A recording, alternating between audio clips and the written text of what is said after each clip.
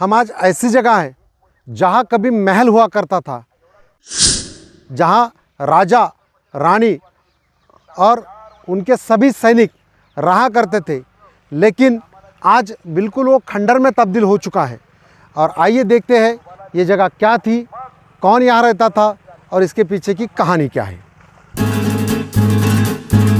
चलो वीडियो को कंटिन्यू करते हैं।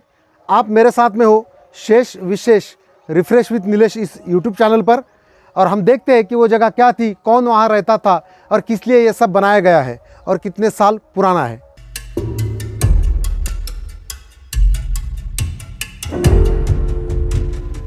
दोस्तों, मैं हूँ महाराष्ट्र के बुल्ढाना ज़िले में और बुल्ढाना ज़िले के शाहपुर इस गांव में। आप अगर इतिहास को देखेंगे तो बरहानपुर ये जो था, ये मुग़लों का बहुत बड़ा सत्ता केंद्र था। उसके बाद में दक्खन जिसे मुग़ल कहते थे, बालापुर नाम का शहर, ये उनकी एक राजधानी कभी हुआ करती थी इस विदर्भ या वराड़ प्रांत की। और उसके बाद शाहपुर करके जो गांव है, यहाँ कदमापुर, शाहपुर, ये जो छोटे छोटे टीले थे, इसमें शाहपुर की भी एक राजधानी शाह मुराद की वो बनाना यहाँ चाहते थे। आज मैं जिस महल में बैठा हूँ, जो कि पूरी तरह खंडर में तब्दील हो चुका है, ये कभी 7 मंजिला हुआ करता था, जो कि समय के चलते पूरा ढह गया है।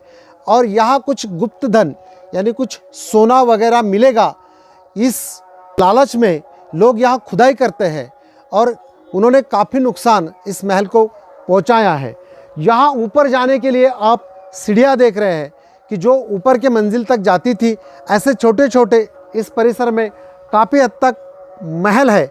उसका एक हिस्सा हम देख रहे हैं, दूसरा हिस्सा उस छोर तक है और कुछ इधर भी है।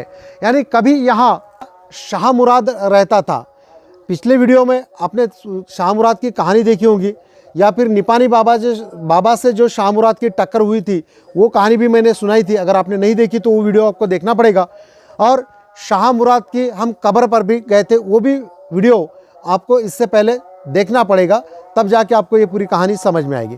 तो ये शाह मुराद, उसकी रानियाँ और उसके जो अहम कुछ सिपह सालार थे, वो इस महल में रहते थे। तो ये शाहपुर गांव का एक ऐसा महल है कि जो समय की मार झेलते हुए इतिहासों के पन्ने में कहीं लुप्त सा हो गया है, और आज ये अपनी आखिरी सांसें जो है वो गिन रहा है। दोस्तों, इसके अगर स्ट्रक्चर के बारे में हम लोग देखते हैं या जानना चाहते हैं, तो आप देखोगे कि इसमें पत्थर, ईंटें और जिसको चूनखड़ी कहते हैं या सागर गोटी, उसको कूट कर उसमें सीसा और चूना मिलाकर, उड़द की दाल, ये सब उसमें मिक्स करके, क्योंकि उस समय सीमेंट नहीं हुआ करता था, तो ये सब से इनको जोड़ा गया है। आज भी आप देखोगे कि इसके पिलर कितने बड़े बड़े हैं, और पिलर के अंदर जो है ईंटें, यानी हमें ये भी जानना पड़ेगा कि बालापुर की ईंट जो यहाँ बहुत फेमस है, तो इसका आविष्कार जो है वो मुग़लों के ज़माने से हमें देखने को मिलता है। इसमें पत्थर, ईंटें, सफ़ेद मिट्टी और काफ़ी सारा उसका गोल बनाकर इसको जोड़ा गया है।